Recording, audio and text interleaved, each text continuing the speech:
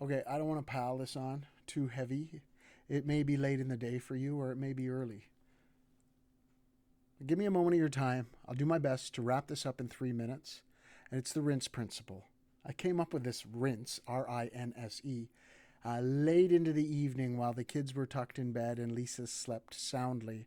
Our two-bedroom apartment around 2001 at the dining room table, and I picked up the dictionary like I could right now, and I looked through for five-letter words that made sense to solve for this problem solving technique that I had discovered. So this is it.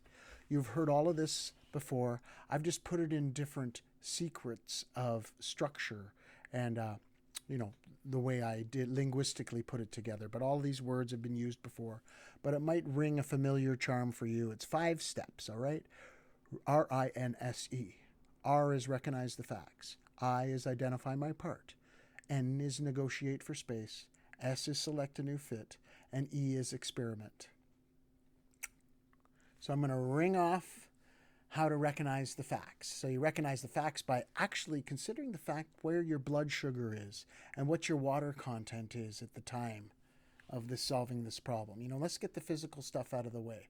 And know that everyone has all the personality traits, even to the same degree. They're just in different spots. To know that knowledge comes from the opposite. So if you can see the opposite, then you can see that quality as well. So look for the opposite. Recognize the facts. So we are paid in direct proportion to the amount of value we bring to the market. So if you have some problem with your paycheck, or you might have a problem with your outcomes, well, it's a direct proportion to the amount of volume or value you bring to the marketplace. And the pain of regret is stronger than the pain of discipline. So you can ask yourself, is it regret? Is it in the future? Is it in the past? And understand your hierarchy of values and maybe the hierarchy of other people's values as well. So those are facts. Recognize the facts. I negotiate for space. Sorry, that's I is number 2.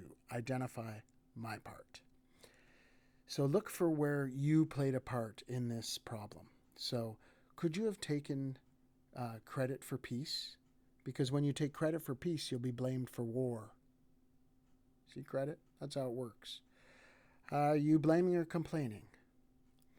Are you sampling other thoughts? Have you taken an actual sample, identifying my part? Are you taking bits and leaving and not in fair exchange? Where is your part?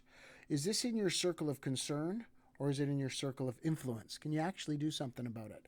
What is the underlying motive? I call it the Simone curtain for myself. What is the underlying current, and can you work it backwards to identify your part?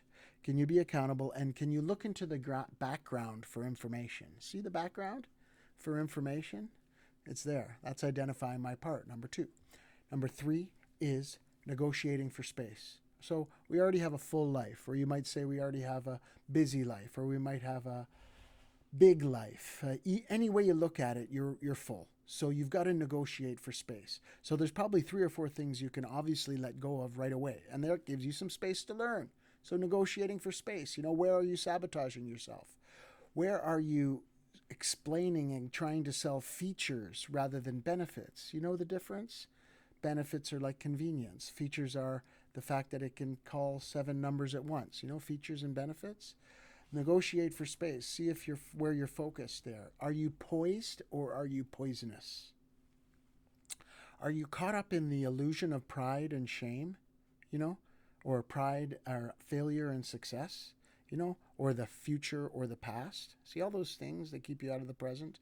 Negotiate for space. We're looking for what's easy. We're not dealing with your daddy issues here. We're looking for what's right up front. Am I operating from fear or love? And true wealth is the ability to take action. So negotiate for space. Make some room. And then S, moving from N to S, select a new fit. See, you've negotiated for space. Now you can select a new fit. Study values. Is fulfillment a need for me? You know you have important work to do, so pick important work. Rephacy is seeing the future in the past.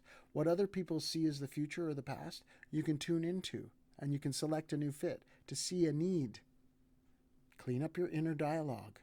That's selecting a new fit. Identify your triggers, and persistence pays off. Don't give up. That's S, select a new fit.